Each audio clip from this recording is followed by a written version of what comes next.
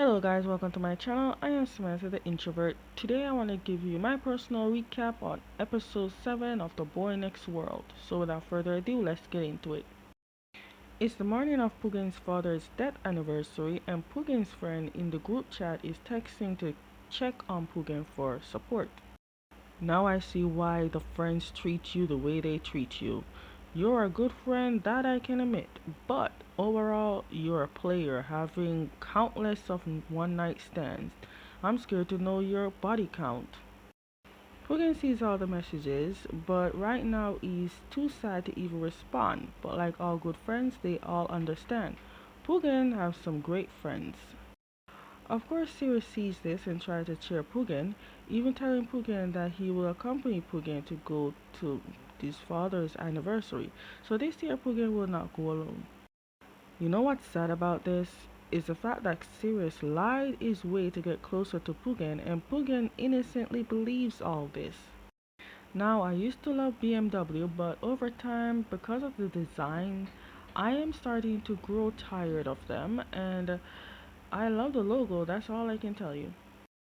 They got to the destination and Pugin got out of the car and left his phone. So Sirius, seeing all the messages from the group chat and replied to everyone saying that he's with Pugin and the messages have stopped. But just then Sirius got a text from Jin asking for Sirius not to forget about the deal, which we're not sure what that deal is yet. When Pugin came back, Sirius let him know that he replied to the group chat without Pugin's permission. Wow, hold up. Is Pugin's phone not on security lock, or is it one of those phones that you can reply to the messages even when the phone is locked? They ended up taking a transportation that is not Sirius' type of favorite transportation. It's like Sirius has stepped into Pugin's world because these things they are doing are not what Sirius is used to, but he is willing to do and go through all this for Pugin. I ain't gonna lie to you, the things Pugin went through for this anniversary is no joke. It's not for the weak. And Pugin did all this alone for years. Okay, so they decided to take a eating stop because we are hungry, and at the restaurant they went to Pugin's father's favorite restaurant because the noodles they serve are his father's favorite. So every year Pugin goes here. Pugin started talking about his family because I think it's fair because Sirius spoke and shared everything about his family.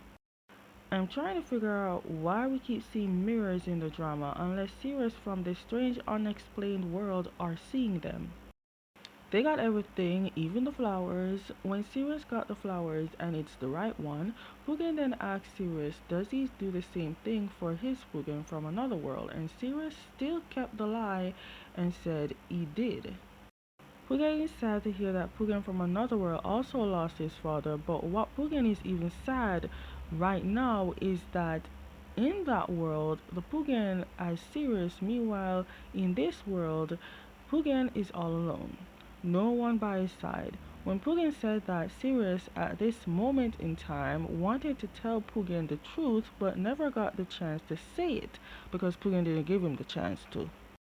Then we see in the past that Sirius had literally followed Pugin that time on his father's anniversary. So this is not the first time Sirius has been in this place.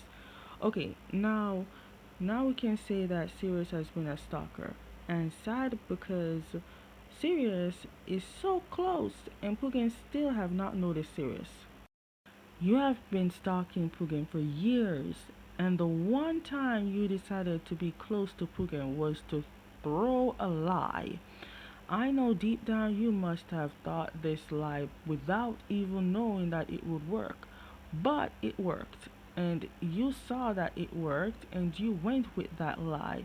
But now you can't even unlie the situation because you fear Pugin will leave you. Meanwhile, we see Wim getting a text from Sirius to meet him at the movies because it's urgent, not knowing that it was all a setup to meet someone else. The person Wim ended up meeting is Jin, which was all a plan. Also, the deal Jin did talk about to Sirius was this old meetup. How did this deal came about? Well, 2 days ago, Jin made a deal with Sirius to let Wim go to movies with him in exchange that he will let Pugin not get bothered by the friend on the death anniversary of his father. One thing I want to know, how is Sirius so calm knowing Jin can read his mind? That is the only supernatural thing I believe. But if that is real, shouldn't I also believe the parallel world? Oh, I'm ready to see how they start to get closer and how their relationship develop. They at the house where Pugan grew up before he leave to go to on his own. Pugan was talking a lot about his memories with his father, and Sirius could see through Pugan's smile and told Pugan that it's okay to be vulnerable today, and Pugan started breaking down. You have to admit, Pugan is stronger than his own mother to be able to stay in the country. Then we see Thorn, Pugin's older brother. Remember, this old show is from Dawn type universe. Pugin then tries to introduce Sirius to Thorn, but he hesitated on the relationship part, so Sirius filled in that blank. I ain't gonna lie, Thorn came in as a strict relative, and I'm here for it. After the introduction, a little talk, Pugin asks them both to leave so he can be alone so he can actually talk to his father. This is sort of a tradition for Pugin so he can talk to his father alone.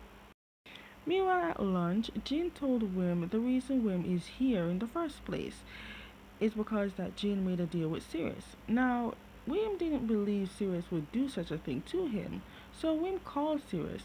Sirius did reveal that he did make a deal with Jin right there. Sirius did not hesitate and told him the truth, but he takes a million and quadrillion years to tell Pugin the truth though.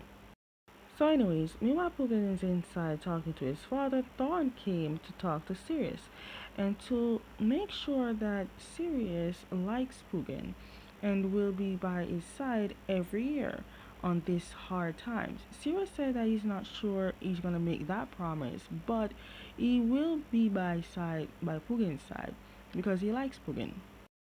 Thorn ended up leaving earlier because normally every year he would stay with Pugin because Pugin always be alone and eventually get emotional and he will comfort Pugin. But seeing that Sirius is there for Pugin, Thorn said he sees no need to stay. And as predicted, as soon as Sirius went in, he sees Pugin getting emotional. Okay, so these two.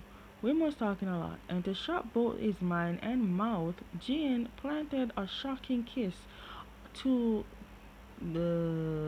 shut the mind of Wim, which was given.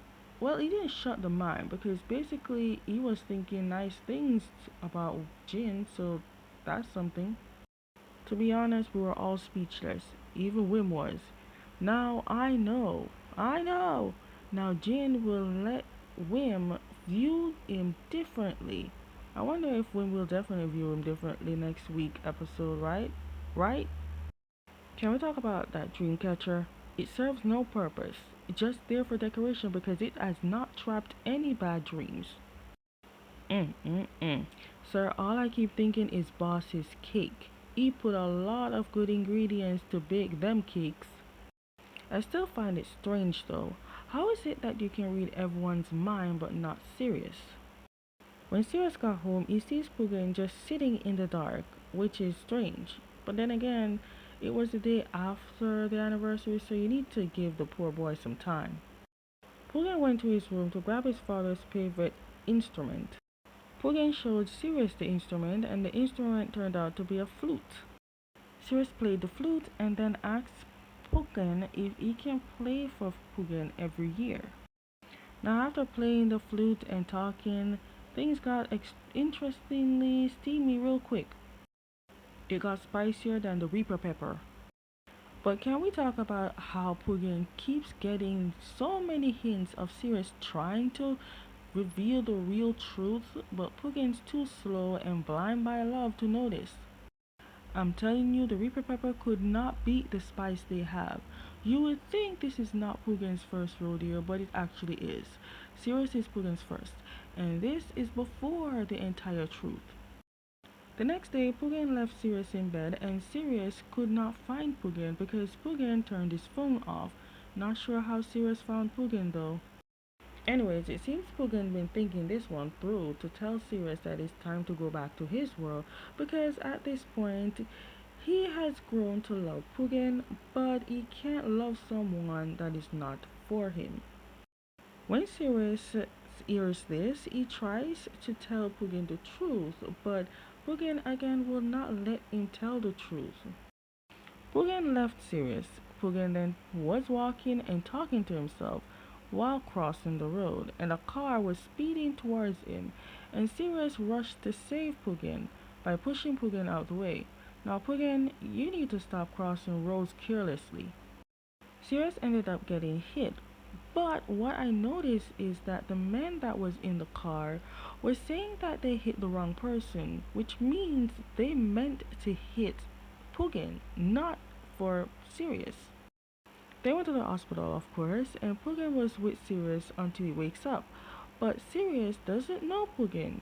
Now, either this is Sirius' plan to pretend that he went back to the world that he's from, or the boy really lost his memories. Okay guys, that is the end of my recap of episode 7 of The Boy Next World. Stay tuned for my recap on episode 8. And as always, if you like my recaps, give them a thumbs up, subscribe with notification bell so you never miss any of my videos. I will see you next time.